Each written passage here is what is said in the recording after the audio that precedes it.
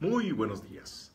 Gracias a Dios es viernes y eso significa que hemos llegado al último día de nuestros ejercicios espirituales. Vamos pues agradeciendo al Señor lo que nos ha concedido comprender, iluminar en esta semana. Tal vez no hemos adquirido muchos nuevos conocimientos como tal y no es la intención, sino tal vez regresar sobre lo que ya sabíamos y verlo con una nueva óptica, un nuevo significado, algo que nos ayude ahora a reaprender lo que creíamos saber para que ahora sí baje de la cabeza al corazón, que eso es lo más difícil. Hoy es viernes, cosa por la que muchos dicen gracias a Dios es viernes. Bueno, uno como padrecito no entiende por qué tanto entusiasmo de que sea viernes, entendiendo que para un sacerdote que venga el viernes significa que ya vienen los días de mayor trabajo. Ciertamente uno no descansa precisamente el fin de semana.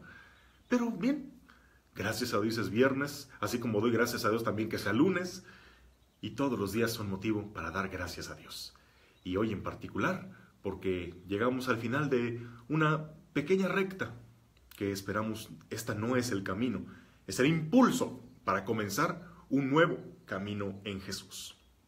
Vamos pues a encomendarle al Señor este último día y que sea el Espíritu Santo que lleve la batuta de esta sinfonía en donde vamos a tener un majestuoso final. En el nombre del Padre, del Hijo y del Espíritu Santo. Amén. Dios misericordioso, nos has llevado tras las huellas de tu Hijo. Hemos ido en el camino y has salido a nuestro encuentro. Queremos darte gracias por las maravillas de tu misericordia, porque de la forma más inesperada te has dejado conocer, porque allí, en la situación donde menos pensábamos encontrarte, es donde más fuerte se ha hecho tu presencia. Queremos, Señor, ahora aprovechar el don recibido, asimilar tus enseñanzas para nuestra vida y ser un reflejo de lo mucho que tú nos has dado para ayudar a que otros también se encuentren contigo. Ven y abre nuestra mente, Señor, que estemos atentos, receptivos, que seamos esa tierra fértil que da el fruto del 100 por 1, que no nos ahoguen las preocupaciones, ni el demonio se lleve de nuestro corazón la semilla que tú has sembrado. Ven, Señor, y afiánzanos en tu seguimiento para que nunca nos separemos de ti. Amén. En el nombre del Padre, del Hijo y del Espíritu Santo. Amén. El camino que hemos recorrido hasta ahora ha sido de varios personajes a los que Jesús les salió en el camino y los cambió para siempre. El planteamiento inicial fue que Jesús es ya parte de nuestro diario vivir, es parte de nuestra cultura. La mayoría pues crecimos oyendo de Él y sus imágenes y sus iglesias por todas partes. Sin embargo, no se nota tanto algo que se debe dar por supuesto, que quien se ha encontrado con Jesús es una nueva criatura. Es alguien que se le nota en sus actitudes, en sus pensamientos. Sin embargo, podría parecer que no es así, que hay millones que se identifican religiosamente con su nombre, pero que todavía no han tenido ese encuentro personal con Él. Y bien, a lo largo de estos días nos hemos comparado con esos personajes, como el ciego Bartimeo, como la viuda de Naín, como los discípulos de Maús, como Zaqueo, y vernos reflejados en ellos para darnos la oportunidad de que ahora sí Jesús nos transforme, que nuestra conversión sea genuina, que Él toque esos puntos de nuestra vida que parecen más débiles, más vulnerables, que Él nos renueve las ganas de emprender el buen camino. Y hoy ¿con quién vamos a concluir? Bueno, cuando hablamos de conversión, cada cuaresma nos hablan de conversión, pues ahí como que ya los que nos consideramos gente buena, ya le ponemos palomita. Esta cuaresma el Señor nos invita a la conversión. Sí, ya, eso ya lo tengo. Como en este tiempo de elecciones, los que ven mucha televisión, cada segmento de anuncios le recetan un comercial de que debe renovar su credencial para votar. Y aquellos que ya la tenemos actualizada decimos, sí, ya. Pues lo mismo puede pasar con la invitación a la conversión. Si nos llaman a convertirnos, sí, no se apure. Yo estoy más que convertido.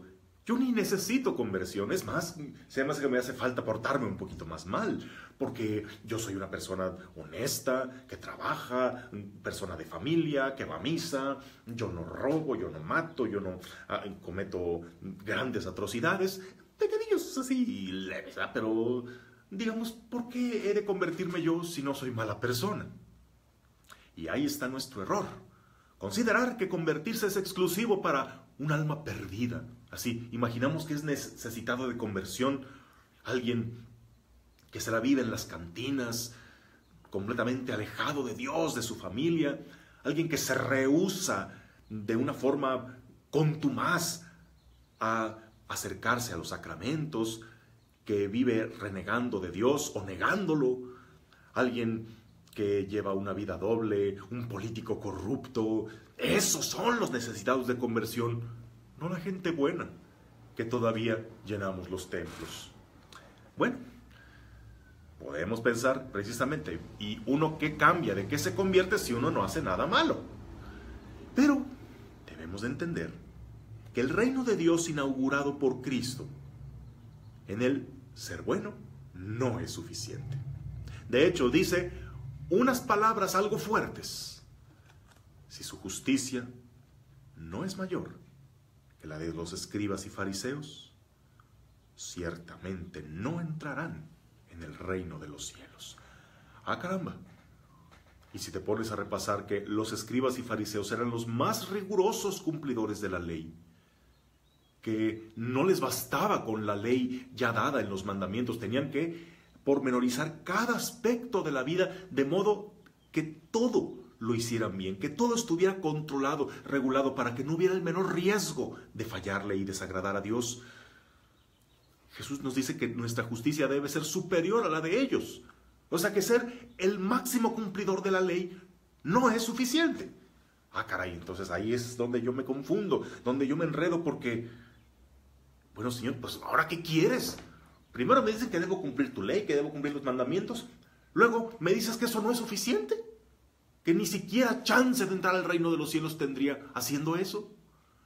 Bueno, es que ahí lo que tenemos que comprender es que la conversión, la más seria, la más difícil, no es aquella que pasa del que era malo al que ahora es bueno, sin ping, aureola. La conversión más difícil es, ¿sí?, la conversión de los buenos. Dime, ¿quiénes fueron los que más recibieron, los que mejor acogieron el mensaje de Jesús? Publicanos, pecadores, prostitutas. Mientras que los que siempre lo rechazaron, ¿quiénes fueron? Los más cumplidores de la ley, los escribas y fariseos. Porque aquellos que se creen buenos, ya no se cuecen al primer hervor. El que notoriamente anda mal, pues él sabe que anda mal. A veces se trata de justificar, a veces se pone muy terco, pero cuando sabe que anda mal y se encuentra con alguien como Jesús que lo cautiva, que lo hace caer en la cuenta de su extravío, pues lo reconoce. Y tan mal anda que quiere poner todo su empeño en cambiar. Eso no es tan difícil. Lo difícil es cuando alguien se cree bueno, cuando alguien no ve algo reprobable en su conducta. ¿Por qué yo he de cambiar? Yo soy el que está bien. Es más, yo soy el que les tiene que decir a los demás cómo lo tienen que hacer, porque yo sí les estoy poniendo el ejemplo. Pero aquí no se trata tanto de un cambio de moral. O sea, si ya cumple los mandamientos, si ya eres una persona íntegra, qué bueno. Pero la novedad del reino de los cielos que Cristo nos anuncia no es tanto un cambio de conducta. Bueno, sí, es un cambio de conducta, pero ese cambio de conducta, ¿de dónde proviene? De un cambio de mentalidad. De tener un nuevo pensamiento, una nueva visión de la vida, de Dios, de ti mismo. A ver, como en cada cuaresma, llega el miércoles de ceniza y uno se hacen propósitos. Que no voy a tomar coca, que no voy a criticar, que voy a hacer oración diario. Buenos propósitos, Algunos los cumplen de principio a fin, pero luego ya, como que ya me quitaron la soga y ya vuelvo a lo mismo de antes. O solamente me hago buenos propósitos y en eso quedan, en buenas intenciones, porque no tengo la fuerza de voluntad para cumplirlos. Y no es tanto que no tengas fuerza de voluntad, es que no tienes esa nueva mentalidad. Quieres tener cambio solamente proponiéndotelo. Te confiesas así muy arrepentido y solamente te dices, sí, ya voy a cambiar. Pero no hay una transformación del corazón, de la mentalidad. Pues es lo normal que un ratito te aguantes de cometer las mismas malas conductas, pero nada más se te olvida poquito y vuelves a lo mismo. Porque es como querer transformar un árbol cortándole solo las hojas. ¿Quieres transformar un árbol? Vete a las raíces. Ahí es donde se efectúa la verdadera conversión. Y bueno, ¿qué ejemplo tenemos de una conversión profunda? Tanto que le tiramos a los fariseos. Siempre fueron los que se le opusieron a Jesús, siempre estuvieron en contra de sus enseñanzas, ellos nunca les entró. Por eso podemos poner a los fariseos como el malo de la película, como el modelo de los que no recibieron a Jesús, que no recibieron la buena noticia del reino. Pero bueno, no todo está mal con los fariseos, porque precisamente un fariseo, y vaya que un buen fariseo, fue quien llegó a convertirse en el más apasionado y guerrero apóstol de Jesucristo, San Pablo. Un hombre intachable, a quien Jesús le salió en el camino y lo cambió para siempre. Vamos refrescando la memoria, rememorando ese episodio del libro de los Hechos de los Apóstoles, donde Jesús sale al encuentro de este perseguidor. Y vaya que ocurre aquí algo admirable. Entre tanto, Saulo, respirando todavía amenazas y muertes contra los discípulos del Señor, se presentó al sumo sacerdote y le pidió cartas para las sinagogas de Damasco, para que si encontraba algunos seguidores del camino, hombres o mujeres, los pudiera llevar presos a Jerusalén. Poniéndonos en contexto, Saulo era un ferviente judío, que su credo, lo más esencial es: el Señor nuestro Dios es uno. Entonces, ¿cómo es posible que por ahí ande surgiendo una secta de unos seguidores de un tal Jesús, un Galileo, un Nazareno, que se autoproclama hijo de Dios? Dios, ¿cómo puede tener hijos? Y claro, siendo hijo de Dios, se pretende ser igual a Dios y llama a Dios como su Padre, cuando al Señor Dios Yahvé Sebaot de los ejércitos, a Él se le ha de dirigir con todo respeto y reverencia. Ese tal Jesús murió como un maldito, siendo crucificado, la muerte de los malditos. ¿Cómo es posible que haya un grupo de gente adorando como Dios a un maldito colgado de una cruz y que todavía anden diciendo por ahí que está resucitado? Eso es una infamia, es una aberración y una ofensa para el único Dios de Israel. Pablo, desde sus férreas convicciones, no podía consentir eso. Casi siempre lo ponemos como el malo de la película. ¡Ay! Mataba y perseguía a los cristianos. Oye, pero ¿tú cómo reaccionarías si hubiera una persecución contra tu iglesia, contra tu fe? ¿Tú también defenderías? Así como hay tantos que son muy duros contra los protestantes que atacan nuestra iglesia, que atacan a María, pues del mismo modo, San Pablo, bien convencido de que lo que hacía, lo hacía por Dios y que lo que hacía era lo correcto, se lanzó en persecución de esa misteriosa secta que los apodaban los seguidores del camino, porque en nombre de Dios, por mandato de Dios, por el honor de Dios, tenía que acabar con ellos. Él actuaba conforme a su convicción. Él era un hombre de convicciones. Hay quienes dicen creer, pero ni les va ni les viene. Hombre de fe, de veras, es aquel que su fe lo hace tomar convicciones, decisiones importantes, como San Pablo. Pues bien, él siendo ese férreo perseguidor, bien convencido de lo que hacía, este seguidor de Gamaliel, uno de los grandes maestros de la época, su más brillante alumno, intachable, ¿qué fue lo que pasó con él? Y sucedió que yendo de camino, cuando estaba cerca de Damasco, de repente lo envolvió una luz venida del cielo. Cayó en tierra y oyó una voz que le decía: Saúl, Saúl, ¿por qué me persigues? Él preguntó: ¿quién eres, Señor? Y él: yo soy Jesús, a quien tú persigues. Pero levántate, entra en la ciudad y te dirán lo que debes hacer. Ahí comenzó esta historia, cuando empezó a cambiar un hombre que también cambió en mucho el rumbo de la humanidad. Tanto que se dice que a él Jesús lo tumbó del caballo. Pues aquí no se nombra ningún caballo, pero ciertamente le tumbó toda su mentalidad. Todo se derrumbó, como dice la canción, dentro de él, y hubo un nuevo comienzo para él. ¿En qué consistió su conversión? Pues es que él estaba obrando conforme a su recta y bien formada conciencia. Él sabía que estaba en lo correcto y nadie lo iba a hacer moverse de sus férreas convicciones. Pero a este perseguidor, justo cuando se dirigía para acabar con la incipiente iglesia de Cristo, Jesús le sale en el camino, y después de ese encuentro en el camino de Damasco, nada vuelve a ser igual. Su vida da un giro de 180 grados. ¿Pero por qué? Si Pablo era un hombre justo, era amante de Dios, ¿por qué cambió? ¿En qué consistió la diferencia?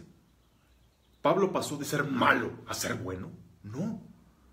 ¿Tuvo un cambio de conducta? Pues esencialmente no.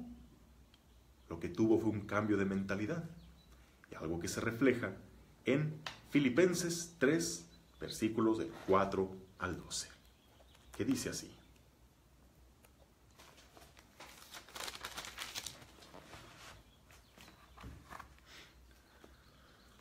pues los verdaderos circuncisos somos nosotros, los que damos culto en el Espíritu de Dios, y nos gloriamos en Cristo Jesús sin poner nuestra confianza en la carne. Aunque yo tengo motivos para confiar también en la carne. Si algún otro cree poder confiar en la carne, más yo, circuncidado al 8º día, del linaje de Israel, de la tribu de Benjamín, hebreo e hijo de hebreos. En cuanto a la ley, fariseo. En cuanto al celo, perseguidor de la iglesia. En cuanto a la justicia de la ley, intachable. Pero lo que era para mí una ganancia, lo he juzgado una pérdida a causa de Cristo. Y más aún, juzgo que todo es pérdida ante la sublimidad del conocimiento de Cristo Jesús, mi Señor, por quien perdí todas las cosas y las tengo por basura para hallar a Cristo y ser hallado en Él, no con la justicia que viene de la ley, sino la que viene por la fe en Cristo, la justicia que viene de Dios apoyada en la fe, y conocerle a Él, el poder de su resurrección y la comunión en sus padecimientos, hecho semejante a Él en la muerte, tratando de llegar a la resurrección de entre los muertos. No es que lo tenga ya conseguido o que sea ya perfecto, sino que continúo mi carrera para alcanzarlo como Cristo Jesús me alcanzó a mí. Yo, hermanos, no creo ya haberlo conseguido, pero una cosa hago: olvido lo que dejé atrás y me lanzo hacia lo que está por delante, corriendo hacia la meta, al premio a que Dios me llama desde lo alto en Cristo Jesús.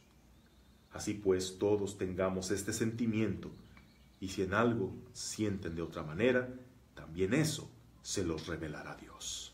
Palabra de Dios.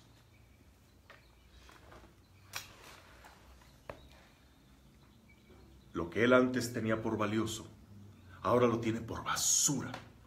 Esta traducción es muy indulgente, muy censurada, porque en realidad no dice basura, dice otra palabra, estiércol. Lo que antes para mí era lo más valioso, el mayor motivo de orgullo, es eso, estiércol, al lado del conocimiento de mi Señor Jesús, el cual vino a darle un nuevo corazón y una nueva visión de las cosas. Vamos viendo brevemente esos puntos en los que principalmente Pablo cambió su mentalidad de fariseo a un seguidor de Cristo. Y vaya, las ironías de la vida, ¿verdad? Un católico que se supone sigue a Cristo, en muchas cosas va a parecerse más a la mentalidad de los fariseos que a la verdadera novedad del Evangelio de Cristo.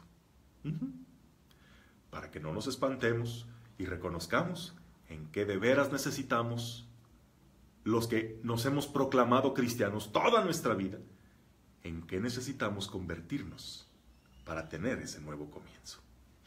Primero, Pablo cambió su mentalidad en cuanto a Dios. El Dios justiciero, el Dios poderoso. El Dios de Israel es uno, es un hombre impronunciable, al cual hay que dirigirse con absoluta reverencia. Dios es bueno con los que le son fieles, pero castiga con severidad a los que adoran otros dioses o a los que desobedecen sus santas leyes. Es un Dios que perdona a los que le son fieles, pero que castiga el pecado hasta la tercera o cuarta generación de los que le son infieles. O sea, sí perdona, pero nomás no lo hagas enojar. O sea, sí es bueno, pero con pincitas, ¿eh?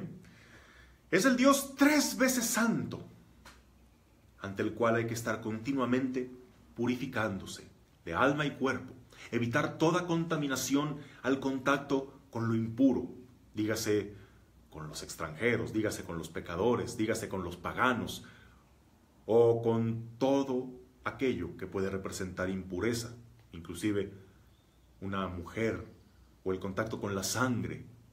Son cosas impuras ante las cuales hay que estar siempre purificados continuamente, con abluciones y sacrificios. Es un Dios cercano, pero distante. Está encerrado en un templo al cual nadie puede acceder, acercarse, y nadie puede ver cara a cara, porque moriría al instante. Esa es la concepción del Dios de Israel, el Dios grandioso, todopoderoso, el Dios bueno, pero también castigador, justiciero. Este es el Dios en el que creyó Pablo. Y cuando se encontró con Jesús, ¿cambió de Dios? No, cambió su visión de Dios. Porque la visión de Dios que tenía antes se parecía mucho más a los hombres. Los hombres estaban reflejándose en Dios. Estaba reflejando su autoritarismo, su intransigencia, su dureza, su legalismo en Dios, para poder sentirse respaldados en su forma de ser. Pero es cuando Jesús se encuentra con Cristo, que es la encarnación del Padre, cuando entendió una nueva faceta de Dios. Esto que él nunca se hubiera atrevido a decir, que Dios es Padre. En aquel tiempo decirle a Dios Padre era una falta de respeto, falta de reverencia. Es Yahvé Sebaot, su nombre es impronunciable, es el Altísimo, el Todopoderoso. No podemos decir su nombre, mucho menos tenerle esas confiancitas como llamarle Padre, y mucho menos Abba. Papito lindo, papito querido, como lo quieras decir. Pero eso es una irreverencia, una falta de respeto. Pero Jesús le hablaba así y nos enseñó que es mejor que le hablemos así. Cuando ustedes oren, digan así: Padre.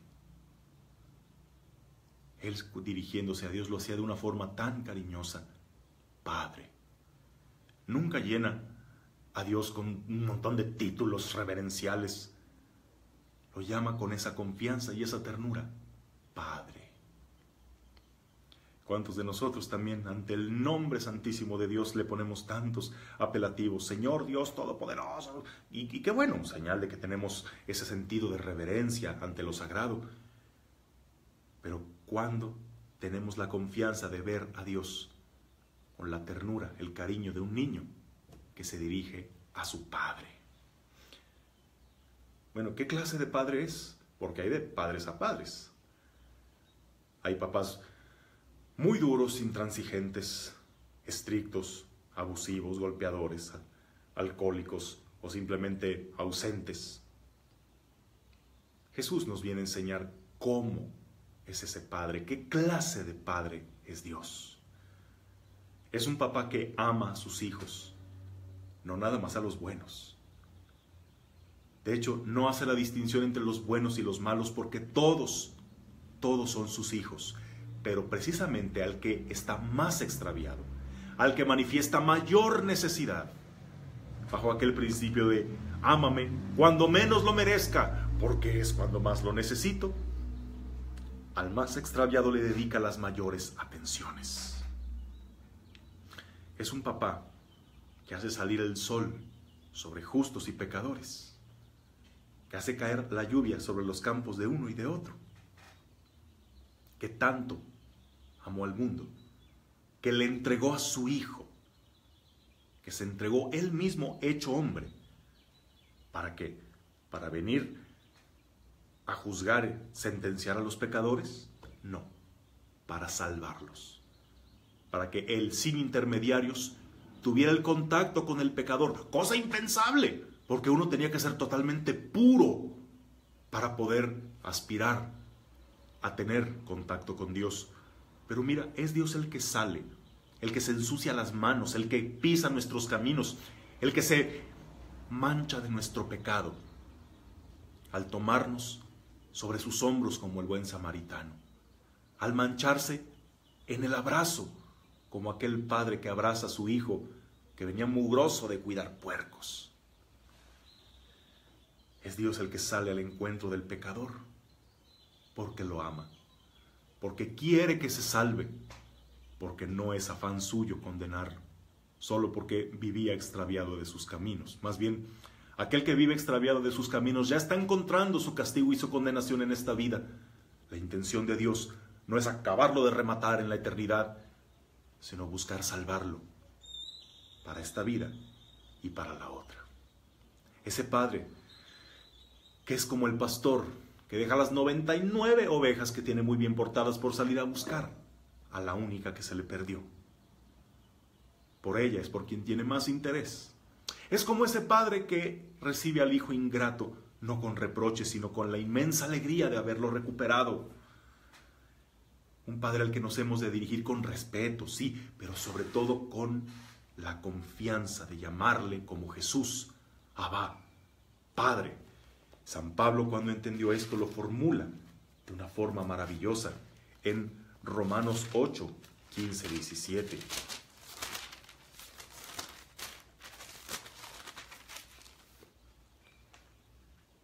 Y ustedes no han recibido un espíritu de esclavos para recaer en el temor.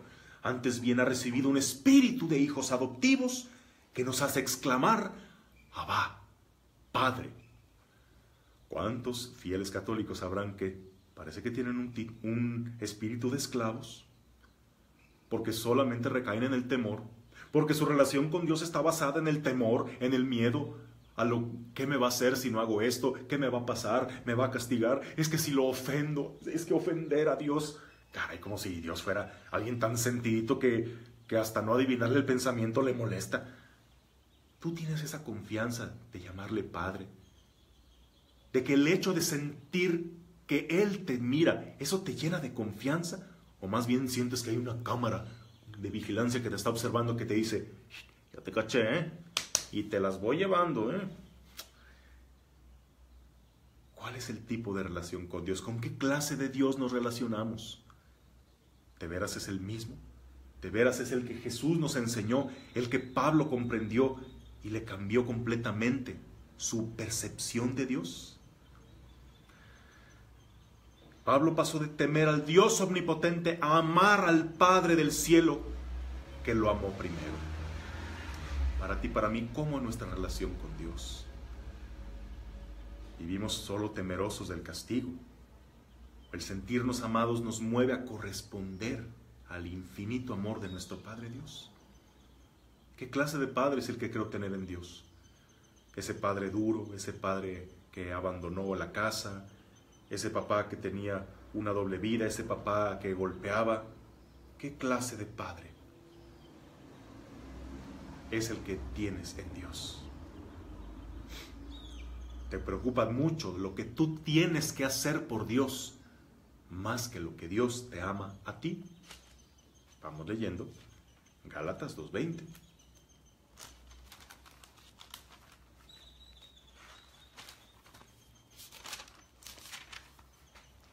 Que dice: ya no vivo yo, es Cristo quien vive en mí. Y mientras vivo en esta carne, la vivo de la fe en el Hijo de Dios que me amó y se entregó a sí mismo por mí.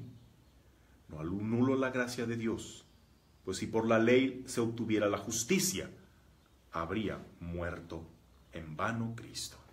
Palabra de Dios. Otro gran cambio en la mentalidad, en la vida de San Pablo, fue su percepción del cumplimiento de la ley. A ver, ¿quién se salva? ¿Quién se va al cielo? Pues quien cumple la ley.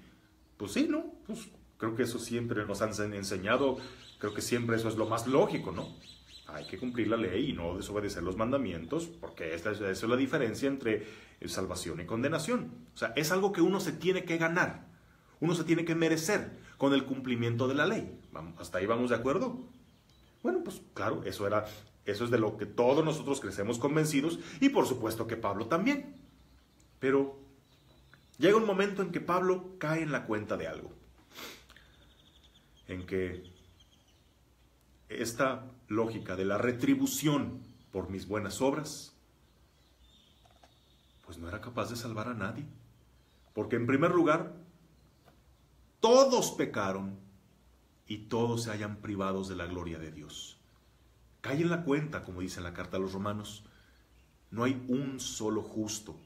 No hay alguien que pueda decir: mi cumplimiento de la ley es irreprochable. Él, que era amante de la ley, descubrió que la ley era solo un instrumento de condenación, porque la ley te daba conocimiento de las faltas. Y a él le pasaba, también lo describe en su palabra, a él le pasaba lo que estoy seguro que a ti y a mí nos pasa. No sé por qué hago el mal que no quiero hacer y no hago el bien que quiero hacer. O sea que si haces depender de tus propios méritos la salvación, en pocas palabras, estamos fritos. Porque no hay quien sea capaz de cumplir toda la ley. Podemos esforzarnos, debemos esforzarnos en cumplir la ley, por supuesto, en seguir al menos lo mínimo, pero resulta ser que bajo esta misma lógica, si pesan tus obras buenas para acreditarte ante Dios, pues también tendrán que pesar tus debilidades y tus errores. Y según esa misma lógica, pesan muchos más los errores que el cumplimiento de la ley. Que podrás tú construir todo un edificio de buenas obras, poco a poco, pero una sola falta, un solo pecado, ¡prum!, lo derrumba todo. Podemos vernos como aquellos dos borrachitos que, saliendo muy de noche de una cantina, ya completamente embriagados, necesitan atravesar un río para llegar a su casa. Y ven que había una lancha ahí en el muelle. Dijeron: no, pues vamos a subirnos a esa lancha para atravesar del otro lado. Y ahí van los dos borrachitos tumbándose, se suben, agarran los remos y empiezan a remar. ¡Ya mero, llegamos! Sí, siga remando. ¡Ya mero! Pues siguieron remando y remando y remando, hasta que los agarró la mañana. Y caray, después de haber remado toda la noche, caen en la cuenta de que no habían avanzado un solo metro. Porque dentro de su embriaguez no se dieron cuenta de que la lancha estaba amarrada en el muelle. Eso nos pasa cuando queremos hacer depender nuestra salvación de nuestros propios méritos. Queriendo hacer mucho, llega ese momento en que nos caemos en la cuenta de que la ley nos salva, de que no avanzamos nada, porque queremos merecer lo que no se puede merecer. Pablo, al caer en la cuenta de esto, es que descubre a Jesús, que le hace entender que la prueba del amor de Dios no es que el Señor retribuya la justicia de los justos. Eso no es misericordia ni amor, eso es estricta justicia. ¿En qué consiste la maravilla del amor de Dios? Esta cita me fascina, Romanos 5:8.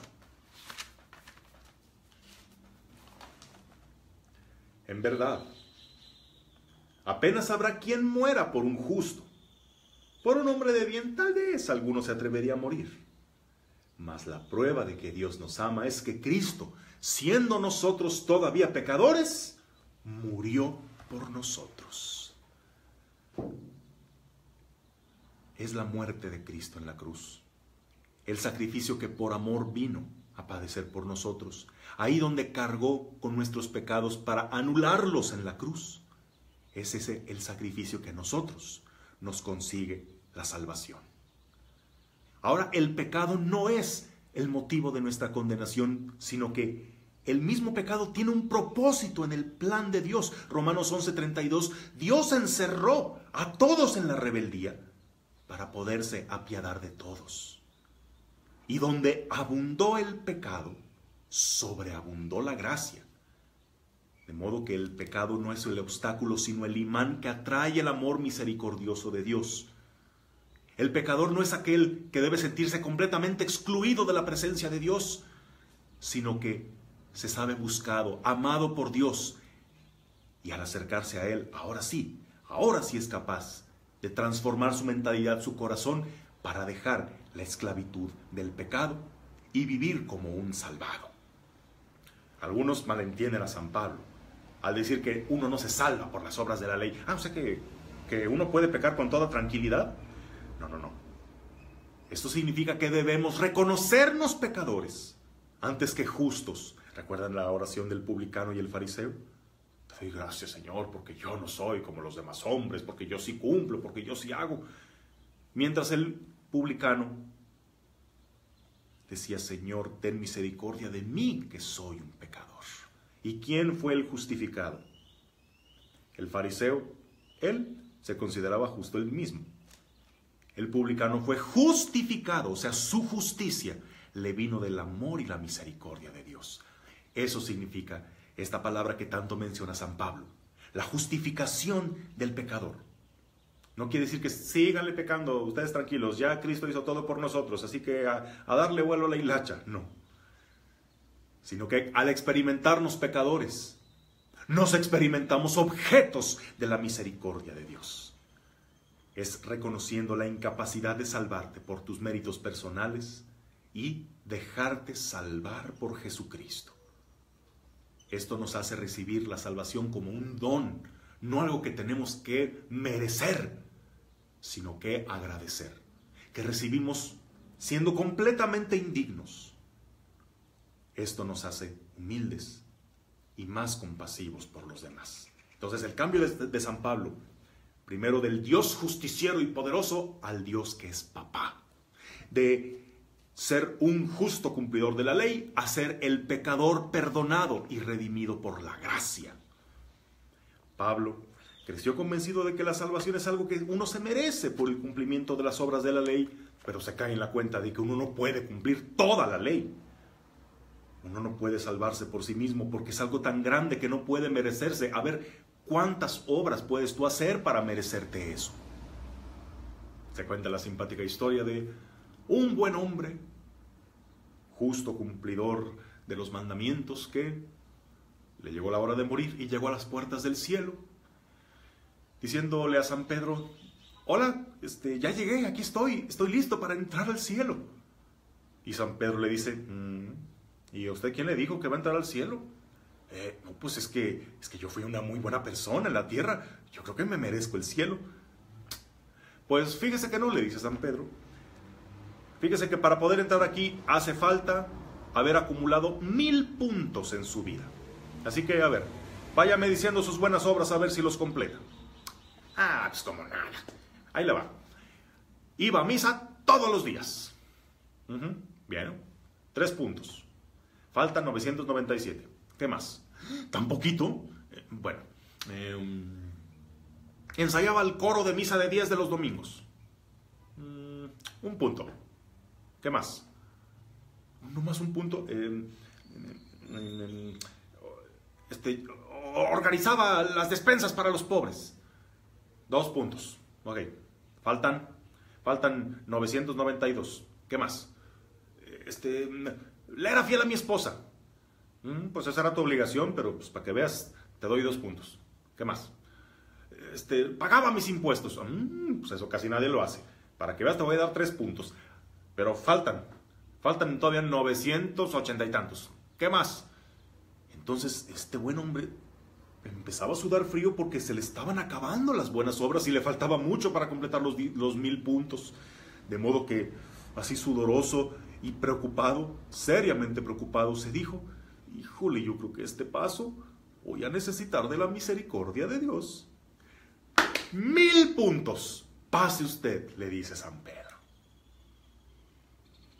La gracia y el amor de Dios pesan mucho más que todos los pobres méritos que nosotros podamos hacer. Pablo, al descubrir su imposibilidad de cumplir toda la ley, que no puede salvarse por sí mismo, que es algo que no puede merecerse, es cuando descubre que Cristo Jesús vino a cancelar nuestra deuda, ofreciéndose a morir en nuestro lugar en la cruz. Colosenses 2:14. Entendió lo que a muchos católicos nos cuesta entender, algo que nunca nos enseñaron en la doctrina, algo que a algunos les parece doctrina protestante, pero no es protestante, es lo más católico que hay. Que lo que salva no son nuestras buenas obras, es la sangre preciosa del Hijo de Dios. A ver, el eterno debate. ¿Qué es lo que salva? ¿La fe o las obras? A ver, ¿es la fe? ¿Son las obras? Pues ninguno de los dos. El que salva es Jesús. Él es el que nos salva con su sangre preciosa. Pero claro, para poder conectarnos con el único sacrificio redentor de Cristo, lo hacemos por medio de la fe. O sea, ¿la sola fe basta? No, bueno, pero ¿qué entendemos por fe? No entendamos por fe ideología, credulidad, conocimientos de religión. La fe implica no solo creer en Dios, sino creerle a Dios. Que esa fe se note en frutos de conversión. De ahí que no está nada de peleado con lo que dice Santiago en su carta. Una fe sin obras es una fe muerta, es una fe inexistente.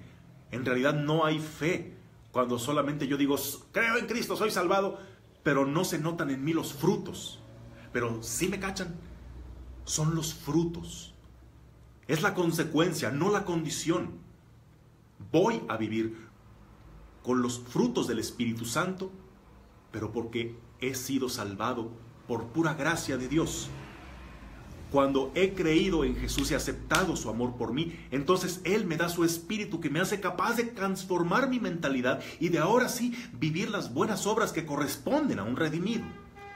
Pero no es la condición, no es el mérito, es el reflejo de lo que ya he recibido.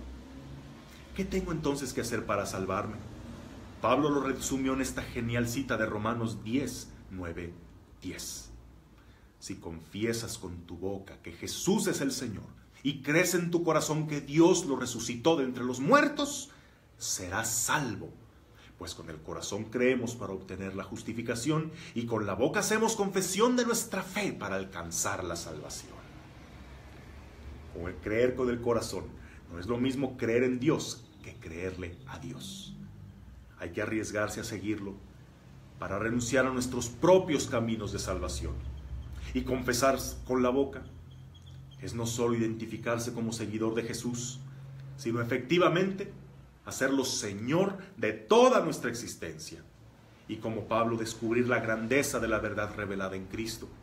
Sentir la necesidad imperiosa de decir como Él, ay de mí si no evangelizara. O dicho de otro modo, qué triste, qué miserable sería mi vida si no anunciara lo que Cristo Jesús hizo por mí. que feliz soy cuando anuncio las maravillas que Cristo hizo en mí. Conclusión de este tema y de los ejercicios espirituales. Hay mucha gente buena y piadosa, tú eres una de ellas, pero pocos de ellos podrían decir como San Pablo, para mí la vida es Cristo, cambiando así sus vidas de dirección. Y esto es normal si conoces a Cristo solamente de oídas, pero nunca te has salido en el camino para experimentar su salvación. Yo creo firmemente que tú, a lo largo de esta semana, te has identificado con algunos de los personajes y que ahora va Cristo a hacer su propia historia en ti. Él es tan original que no repite moldes. Se asemejan en algunas cosas, pero tu historia es 100% única y original. ¿Cuál será tu propia historia de conversión? ¿Cómo será la forma única en la que Cristo a ti te saldrá en el camino y te cambiará para siempre? Yo espero que por los extraños caminos de la vida, algún día tú que me estás viendo y yo coincidamos en el rumbo y puedas darme testimonio de cómo Jesús te salió en el camino y te cambió para siempre. Y como fin de estos ejercicios, recuerden, es una promesa de la Iglesia que quien hace su tanda completa de ejercicios espirituales y cumple las condiciones de hacer su confesión, su comunión y orar por las intenciones del Santo Padre, puede hacerse acreedor a la indulgencia plenaria. Es buena ocasión para empezar de cero, ¿no crees? Para hacer borrón y cuenta nueva y para empezar nuestro nuevo camino con Cristo.